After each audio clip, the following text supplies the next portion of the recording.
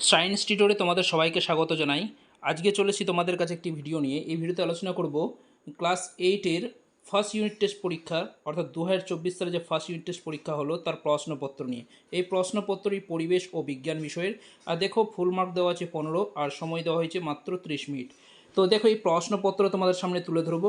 বিশেষ করে যে সকল স্কুলে ভৌত বিজ্ঞান পরীক্ষা বা এই যে পরিবেশ ও বিজ্ঞান পরীক্ষা এখনও হয়নি, তাদেরকে বলবো ভিডিওটা তোমরা প্রথম থেকে শেষ পর্যন্ত দেখো, কী ধরনের প্রশ্ন এসছে বা কী প্রশ্ন এসছে। এই প্রশ্নগুলো তোমরা যদি মনে রাখতে পারো, আশা করি তোমরা প্রত্যেকে উপকৃত হবে। তোমাদেরকে প্রশ্নটি আলোচনা করার আগে প্রশ্নটি আলোচনা করার পাশাপাশি তোমাদেরকে আমি উত্তরগুলো বলে দেবো। তোমরা ভালো করে দেখে নাও যে কোনটা প্রশ্নের উত্তর কী হবে। দেখো, প্রথম যে প্রশ্নটা আছে, দেখো কি আছে, যে সঠিক উত্তরটি নির্বাচন করে সম্পূর্ণ বাক্যে লেখো। এসআই পদ্ধতিতে বল পরিমাপের একক। দেখো, এসআই পদ্ধতিতে বল পরিমাপ হচ্ছে, সেটা হচ্ছে নিউটন। এসআই বলেছে বল পরিমাপ হচ্ছে কি নিউটন, ওর 3 নম্বরটা অপশন হবে সঠিক। তারপর দেখো, এফ পরিমাণ বল, এ ক্ষেত্রফলের উপর ক্রিয়া করলে চাপ পি হয়, পি এর মানটা কত? দেখো, পি ইজিক্যাল টু কত হবে? এফ বাই এ, অর্থাৎ এ নাম্বারটা হবে গিয়ে সঠিক উত্তর। তারপরে দেখো, গ নম্বর প্রশ্ন কী দেওয়া আছে, মানবদেহে হিমোগ্লোবিন তৈরি করতে গুরুত্বপূর্ণ ভূমিকা পালন করে। হিমোগ্লোবিন বলেছে, তো সেটা হবে গিয়ে আয়রন, অর্থাৎ 2 নম্বরটা সঠিক উত্তর। তারপরে দেখো, একটি তড়িৎযোজী যৌগ হলো কোনটা? তড়িৎযোজী বলেছে NaCl, অর্থাৎ 1 নম্বরটা সঠিক উত্তর।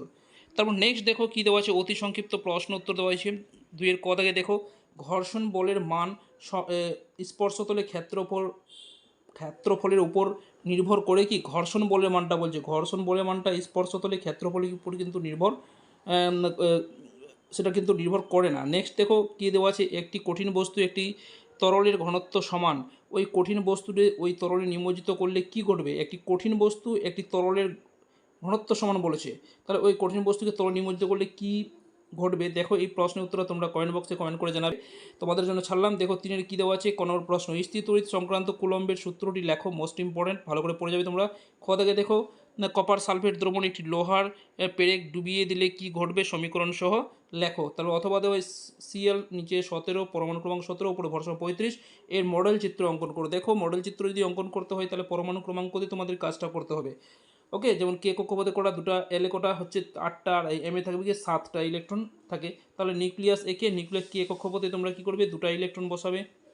তারপর হচ্ছে এলে কোটা 8টা, তাহলে 8টা ইলেকট্রন দিবে। তারপর হচ্ছে এম এ কোটা আছে 7টা তোমরা ইলেকট্রন বসাবে। তাহলে এটা গঠনচিত্র এভাবে করা যাবে।